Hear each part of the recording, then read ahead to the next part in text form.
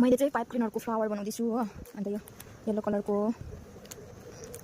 अनि ब्राउन कलरको यो कफी कलरको त्यसपछि यो यसलाई के भन्नु डिप पर्पल अन्त यो पिङ्क लाइट पिङ्क छ यसको चाहिँ लिली फ्लावर बनाउँदैछु। अन्त यो चाहिँ कम्प्लिट गरेर मात्रै देखाउँछु म अब।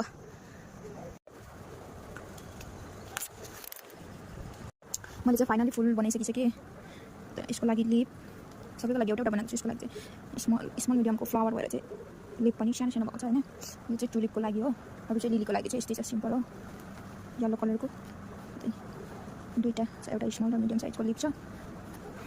फाइनली रेडी भयो। यसलाई चाहिँ भोलि मात्रै जोइन गर्छु हो। त्यसपछि फाइनल लुक्स देखाउँछु है त हजुरहरूलाई। बत्ती गएर हरेस भयो साथीहरू। अब यति रह्यो यति चाहिँ गरिसक्यो।